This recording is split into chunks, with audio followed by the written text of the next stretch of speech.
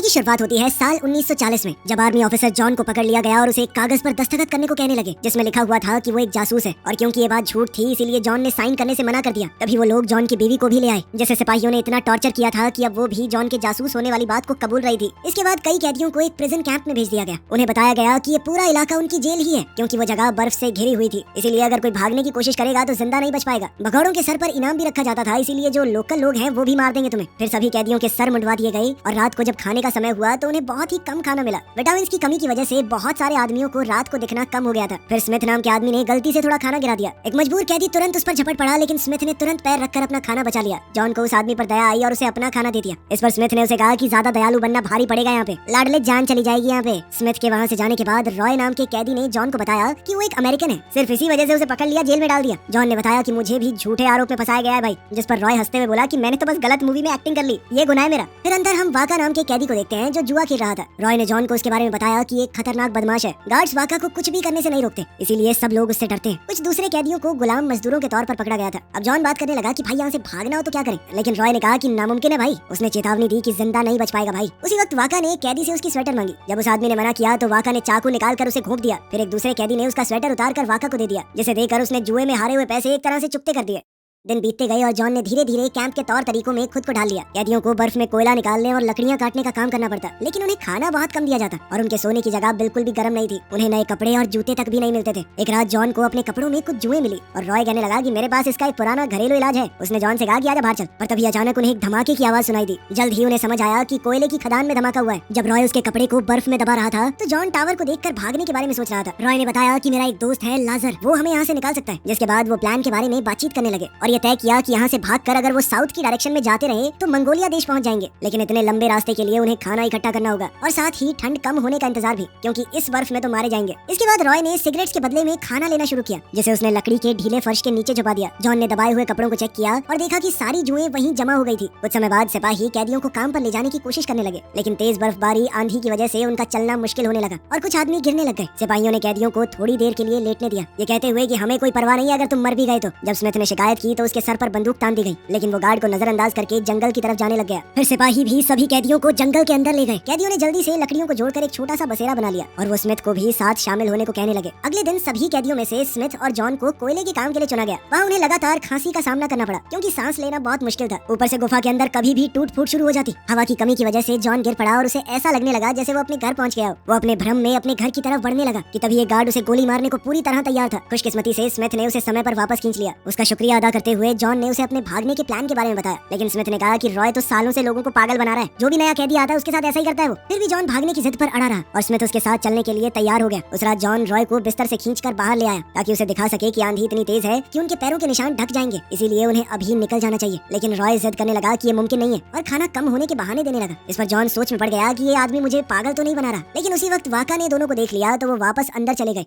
इसी बीच आंद्रेस को पता चल गया कि काजिक नाम का एक कैदी अपनी रात को ना दिखने वाली बीमारी को छुपा रहा है। इस पर काजिक कसम खाने लगा कि दिन में उसे बिल्कुल ठीक दिखता है, रात को भाई तेरा कंधा पकड़ के चल लूंगा ना, क्या हो गया। उसने आंद्रेस से अपने प्लान को छुपाने की गुजारिश की ताकि वो भी इस प्लान का हिस्सा बना रहे। इसी दौरान स्मिथ ने अपनी सोने की घड़ी लाजर को दे दी ताकि वो उसी में भागने की जानकारी ले सके। फिर लाजर ने बताया कि उन्हें भागने के लिए जनरेटर बंद करना होगा, जिससे उन्हें 10 मिनट का घप अंधेरा मिलेगा और उन्हें भागने में बहुत आसानी हो जाएगी। ये काम तब करना होगा जब फौजियों की शिफ्ट बदलती है। जब वो लोग सही समय का इंतजार कर रहे थे तभी वाका ने अचानक से जॉन पर झपट्टा मार दिया और उसकी गर्दन पर चाकू रखकर कहा कि मुझ पर जुआरियों का बहुत कर्ज है, इसीलिए वो भी यहाँ से भागना चाहता है। जॉन की गर्दन पे चाकू था, वो इस हालत में नहीं था कि मना कर पाए, तो भाई को मानना ही पड़ा। जैसे ही भागने का समय आया तो कैदियों ने जनरेटर बंद कर दिया और तारों को काट कर भाग गए। अलार्म तुरंत बज गया, लेकिन आंधी की वजह से गार्ड्स को कुछ भी दिखाई नहीं दिया और न ही उनके पैरों के निशान बचे। वो अपने कुत्तों के साथ जंगल में घुस गए, इस उम्मीद के साथ कि उनकी नाक भगौड़ों को ढूंढ ही लेगी। 7 कैदी जंगल में जितना हो सके उतना तेज भाग रहे थे। थोड़ी ही देर में वो इतना थक गए कि आगे बढ़ना अब मुश्किल था। तब जॉन ने हाफते हुए उन्हें याद दिलाया कि कुत्ते बहुत तेज भागते हैं, हमें चलते रहना होगा। उन्होंने फिर से आगे बढ़ने की कोशिश की, लेकिन बर्फ उनकी आंखों को अंधा करने लग गई थी, इसीलिए अब वो छुपने की जगह ढूंढने लगे। जॉन ने रुकने से इनकार कर दिया क्योंकि उसका मानना था कि ये आंधी गार्ड्स को भी तो रोक रही होगी जैसे उन्हें रोक रही है। फिर उसने वाका का चाकू लिया और पेड़ों की छाल काट कर अपने लिए एक मास्क बना लिया, जिससे वो अपने चेहरे को बर्फ से बचा सकेंगे। अब वो बिना किसी दिक्कत के चल सकते थे। कुछ समय बाद जब आंधी रुकी तो वो लोग आराम करने के लिए एक जगह बैठ गए और उन्होंने अब अपना पूरा खाने का सामान इकट्ठा किया। तब जॉन ने देखा कि वाका ने रॉय की जैकेट पहनी हुई थी। तब वाका ने बताया कि रॉय लगभग हमें धोखा देने ही वाला था, लेकिन मैंने उसे चुप रहने पर मजबूर कर दिया और उसका जमा किया हुआ सारा खाना लेकर आया हूँ। फिर जब उन्होंने दोबारा सफर शुरू किया तो स्मिथ ने चुपके से जॉन से कहा कि वाका को साथ लेना शैतान से सौदा करने जैसा है। इसके बाद अचानक दूर से उन्हें चीखों की आवाज सुनाई देने लगी, लेकिन वो सिर्फ भेड़िए थे। दिन बीतने लगे और जॉन जैसे तैसे अपनी ट्रेनिंग का इस्तेमाल करते हुए धूप की दिशा को देखकर रास्ते का चुनाव करने लगा। ये सब देखकर वाका बहुत खुश हुआ। उसने जॉन से कहा कि कुछ भी हो भाई, मैं तेरा साथ दूंगा। ये लोग मेरे बारे में उल्टा पुल्टा बोलेंगे, तू सुनना मत।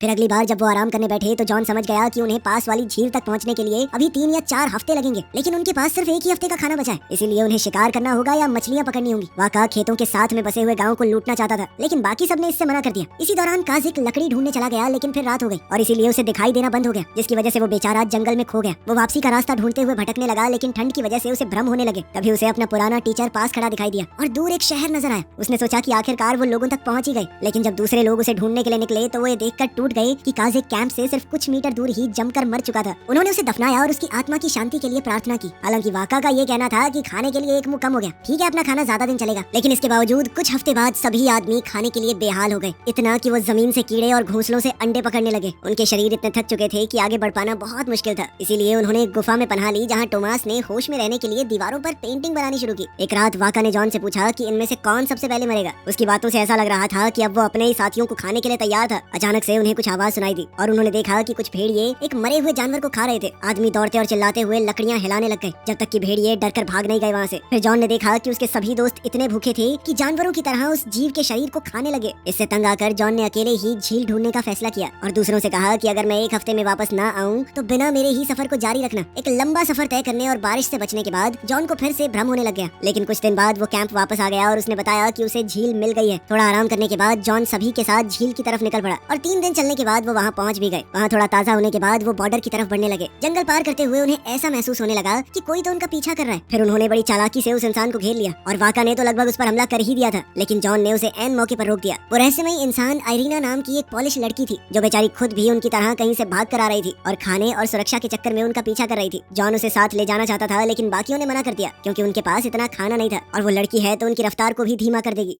कुछ देर बाद उन्हें कीचड़ में फंसा हुआ एक जानवर मिला जो उनका रात का खाना बना, लेकिन आंद्रेयस पीछे कुछ देखकर झुंड से अलग हो गया और फिर शाम को वो आइरीना के साथ वापस आया। अगली सुबह उन्होंने कुछ चीजें मिलाकर एक साबुन बनाया और आखिरकार अपने कपड़े धो दिए। उन्होंने अच्छी तरह शेव भी की। हालांकि वाका ने उनकी मदद लेने से मना कर दिया और खुद ही अपनी दाढ़ी काटने लगा। कुछ समय बाद उन्हें पता चला कि झील का एक हिस्सा बर्फ से जमा हुआ है। बर्फ पतली और कमजोर लग रही थी, लेकिन आइरीना फिर भी उस पर दौड़कर दूसरी तरफ पहुंचने में कामयाब हो गई। ये देखकर बाकी सब भी उसके पीछे चले। वो तो कई बार फिसल कर गिरे भी, लेकिन खुशकिस्मती से सभी दूसरे पार तक पहुंच गए। अब जंगल से गुजरते हुए स्मिथ ने आइरीना से उसके अतीत के बारे में पूछा और वो बताने लगी कि रशियन सिपाहियों ने उसके माँ बाप को मार दिया था। लेकिन स्मिथ को उसकी इमोशनल कहानी में कुछ अजीब बातें लगी। कहीं न कहीं वो समझ गया था कि ये लड़की झूठ बोल रही है, क्योंकि उसके एक्सेंट से पता चल रहा था कि वो जर्मन इलाके से है। फिलहाल के लिए उसने बात को जाने दिया, लेकिन आइरीना से कहा कि वादा करो कि तुम दोबारा झूठ नहीं बोलोगी। कुछ समय बाद उन्हें दूर एक कस्बा दिखाई दिया और उन्होंने खाना लेने के लिए चुपके से वहाँ घुसने का प्लान बनाया, लेकिन इसमें पहचाने जाने का बहुत बड़ा जोखिम था। अगर किसी भी तरीके से जेल तक ये बात फैल गई कि वो इस तरफ आए हैं तो उन्हें ढूंढना शुरू कर दिया जाएगा और वो लोग ये जोखिम नहीं उठा सकते। इसीलिए फैसला हुआ कि जंगल के रास्ते से घूम कर निकलेंगे। शाम को उन सब ने देखा कि वाका वहाँ से गायब है और सब सोचने लगे कि कहीं उसने हमें धोखा तो नहीं दे दिया। उसी पल वाका वापस आ गया और स्मिथ गुस्से में उस पर झपट पड़ा और उसे गालियां देने लगा। तभी वाका ने अपना बैग खोलकर मरे हुए जानवर दिखाए और कहा कि यार एक कुत्ते को भी मारना पड़ा, जीने का यही घिनौना रास्ता बचा है हमारे पास। वो एक चुराई हुई शराब की बोतल भी लाया था और कहने लगा कि आज मेरा बर्थडे है, चलो मनाते हैं। रात को खाने के दौरान वाका ने एक फोक सॉन्ग गाना शुरू किया और आइरीना भी उसके साथ गाने लगी, जिससे वाका को एहसास हुआ कि वो भी उसकी तरह सड़कों पर रही है। अब सबको पता चल चुका था कि आइरीना ने झूठ बोला था, इसलिए आइरीना ने आखिरकार अपनी कहानी सुनाई। उसके माँ बाप दोनों जासूस थे। कुछ साल पहले उन्हें गिरफ्तार कर लिया गया और उनके बच्चों को अनाथ आश्रम भेज दिया गया। उस अनाथ आश्रम में जब मेरा भाई मर गया तो मैंने वहाँ से भागने का फैसला किया। अगले दिन उन्होंने सफर जारी रखा, लेकिन रास्ते में एक जगह ऐसी आई कि वहाँ बहुत ज्यादा मच्छर थे, इस वजह से उन सबके चेहरे सूजकर बिगड़ गए। जब उन्होंने कुछ लोकल लोगों को गुजरते देखा तो नोटिस किया कि मच्छर उनके ऊपर हमला नहीं कर रहे। पकड़े जाने के डर से उन्हें छुपे रहना पड़ा, लेकिन जोरोन बाहर निकलकर एक आदमी से इस बात का राज पूछने चला गया, जिसके बाद उस आदमी ने उसे एक हार पहना दिया जो मच्छरों को दूर रखता है, जिसके बाद सब शांति से अपना सफर जारी रख पाए। दिन बीतते गए और आइरीना ने एक एक करके सबसे बात की, उनकी कहानियां जानी। आंद्रेयस एक वक्त पर प्रीस्ट हुआ करता था, टोमास एक पेस्ट्री शेफ जो एक एक्टर बनना चाहता था, जोरोन एक अकाउंटेंट था जिसने एक बार नासमझी में किसी गवर्नमेंट बिल्डिंग की फोटो खींच ली, जिसके बाद उसे जासूसी के नाम पर गिरफ्तार कर लिया गया। और स्मिथ एक इंजीनियर जो काम ढूंढने के लिए रशिया आया था। जब उसे गिरफ्तार किया गया तो उसके बेटे को गोली मार दी गई। अगली बार जब वो आराम के लिए रुके तो आइरीना ने स्मिथ के पैरों के घाव अपनी स्कर्ट के कपड़े से साफ कर दिए। जल्द ही वो कुछ रेल की पटरियों तक पहुंच गए थे और जॉन ने हिसाब लगाया कि बॉर्डर तक पहुंचने में लगभग 4 दिन लगेंगे बस। इस इलाके में कई किसान और गार्ड है, इसीलिए उन्हें इस जगह को रात होने से पहले पार करना होगा। जब वो इंतजार कर रहे थे तो वाका अपने ताबीज को घूरता रहा। तभी जोरोन ने उसका किसी बात पर मजाक उड़ाया और वाका ने तुरंत उसके ऊपर हमला कर दिया, जिसके बाद बाकी लोगों को बीच बचाव करना पड़ा। कुछ घंटों बाद सब लोग खुश खुश हो गए जब वो आखिरकार बॉर्डर पार करके मंगोलिया में घुस गए। लेकिन वाका ने कहा कि मैं रशिया में ही रहूंगा। उसने और जॉन ने अलग होने से पहले एक आखिरी बार हाथ मिलाया। अब बाकी सब रेगिस्तान से गुजरते हुए शहर की तरफ जा रहे थे। सब लोग बहुत खुश थे, लेकिन थोड़ी देर बाद माहौल फिर से खराब हो गया जब उन्होंने एक बोर्ड देखा जिस पर लिखा हुआ था कि मंगोलिया अब रशियन लोगों के कंट्रोल में है। अब बेचारों ने शहर जाने की बजाय रेगिस्तान में ही रुकने का फैसला किया। फिर उन्होंने एक बुद्धिस्ट मंदिर ढूंढा, ये सोचकर कि मॉन्क्स किसी तरह का भेदभाव नहीं करेंगे, और वो तुरंत अंदर चले गए। लेकिन वो जगह पूरी तरह तबाह हो चुकी थी। जमीन में दफन की हुई कई खोपड़ियां मिलने के बाद आंद्रेस ने बताया कि रशिया में भी यही हुआ था। पादरियों को गोली मार दी गई या गिरफ्तार कर लिया गया और धर्म पर हर तरह से बैन लगा दिया गया था। आंद्रेस के चर्च को भी इसी तरह तोड़ दिया गया था, और जब उसने चर्च को देखा तो गुस्से में आकर उसने एक जवान गार्ड को मार दिया था। सभी चर्चा करने लगी कि क्या किया जाए, और इस फैसले पर पहुंचे कि इंडिया में ही बचा जा सकता है, लेकिन वहां पहुंचने के लिए चाइना को पार करना होगा। अगले कुछ हफ्तों तक वो तपती धूप के नीचे रेगिस्तान में चलते रहे। एक दिन अचानक उन्हें कुछ घुड़सवारों ने घेर लिया, तो उन्होंने अपने आप को तिब्बत जा रहे अमेरिकन बताया। खुशकिस्मती से उन घुड़सवारों ने उन पर विश्वास कर लिया और बिना कुछ कहे वहाँ से चले गए। फिर कुछ देर बाद एक जवान घुड़सवार वापस आया, जिसे दूसरों ने उन्हें पानी देने के लिए भेजा था। दिन बीतते रहे और वो लोग धूप से बचने के लिए टहनियों और कपड़ों के टुकड़ों से अपने सर और पैर ढककर चलते रहे। उन्होंने पानी को बहुत संभाल कर इस्तेमाल किया, लेकिन फिर भी वो खत्म हो गया। तभी स्मिथ को कुछ दूर पेड़ दिखाई दिए, लेकिन जॉन ने उसे समझाया कि तुझे वहम हो रहा है, और उसने सबको दक्षिण की तरफ बढ़ते रहने को कहा। जब स्मिथ बहुत घबरा गया तो बाकी लोगों ने उसे शांत करते हुए उसका साथ देने का फैसला किया। कुछ देर चलने के बाद उन्होंने अपने ऊपर एक पक्षी को उड़ते हुए देखा, जिससे साबित हो गया कि स्मिथ को वहम नहीं हुआ था। सभी खुश होकर जितना तेज हो सके उतना तेज दौड़ने लगे, और आखिरकार उन्हें एक कुआं मिल गया। उन्होंने बहुत सारा पानी पिया और रात के लिए वहीं पर अपना कैंप भी लगाया। सुबह वो जितनी बोतलें और बर्तन भर सकते थे भर कर दक्षिण की तरफ चल पड़े।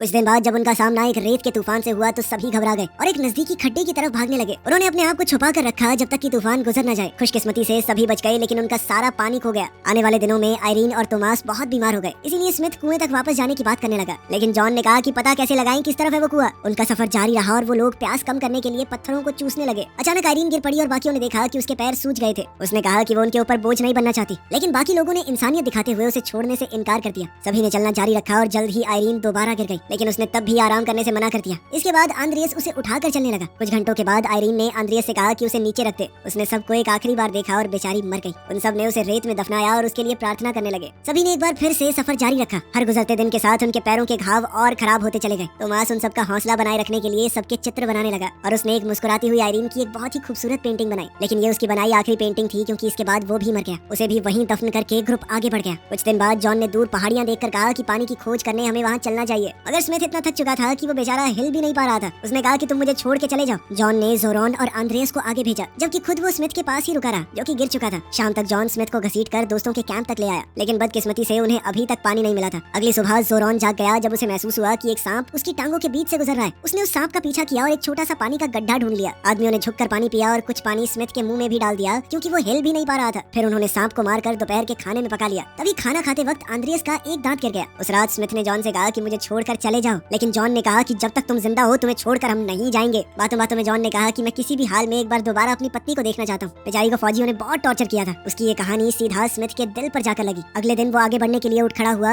और उन्हें जल्द ही एक नदी मिल गई। इससे उन्हें इतनी ताकत मिल गई कि वो लोग पहाड़ियों की तरफ बढ़ सके, और आखिरकार ग्रेट वॉल ऑफ चाइना को पार करके वो हिमालय की पहाड़ियों तक पहुंच गए। इन बर्फीली पहाड़ियों में उन्हें एक छोटा सा निशान मिला जो तिब्बत को दर्शाता था। उन बर्फीली पहाड़ियों में उन्हें एक मॉन्क मिला, जिसने उन्हें बताया कि इंडिया अब पास ही है, और साथ ही वो उन्हें अपने साथ पास की बुद्धिस्ट मोनेस्ट्री में ले गया। उन्हें आखिरकार इतने लंबे समय के बाद असली खाना मिला। वहाँ पर मॉन्क्स के लीडर ने कहा कि इंडिया जाना चाहते हो तो थोड़ा वेट करो, ठंड को जाने दो, बर्फीले तूफान में बच नहीं पाओगे। सोने से पहले जॉन ने कहा कि हमें निकलना चाहिए, इंडिया में ही हम सुरक्षित रहेंगे। लेकिन बाकी लोग मॉन्क्स की बात से सहमत थे, वो यहीं पर रुकना चाहते थे। फिर वो अपने भविष्य के बारे में बात करने लगे। आंद्रेस जर्मनी और रशिया के खिलाफ लड़ाई में शामिल होना चाहता था। जोरॉन चाहता था कि मैं टोमास की बनाई हुई तस्वीरें न्यूज़पेपर में छपवाऊं, मैं दुनिया को हमारी कहानी के बारे में बताना चाहता हूँ। वहीं बेचारा जॉन पोलैंड वापस तो जा नहीं सकता था, इसीलिए वो तो बस चलते रहना चाहता था। वहीं स्मिथ अपने घर अमेरिका वापस जाना चाहता था। उसने कहा कि मैं चाइना की तरफ जाऊंगा। मॉन्क्स ने वादा किया था कि हमारा एक कॉन्टैक्ट है, हम तुम्हें अमेरिका भेज सकते हैं। अगली सुबह जॉन ने अकेले ही आगे बढ़ने का फैसला किया। जब जोरॉन और आंद्रियस ने उसे देखा तो वो स्मिथ को आखिरी अलविदा कहकर अपने दोस्त के पीछे निकल पड़े। कुछ समय बाद तीनों आखिरकार इंडिया पहुंच गए थे। भारत के लोगों ने उनका बहुत प्यार से स्वागत किया और मदद भी की। अगले 50 सालों तक जॉन का कोई एक ठिकाना नहीं रहा, लेकिन फिर आखिरकार पोलैंड आजाद हुआ। जॉन ने अपना पुराना घर ढूंढा और छुपी हुई चाबी से दरवाजा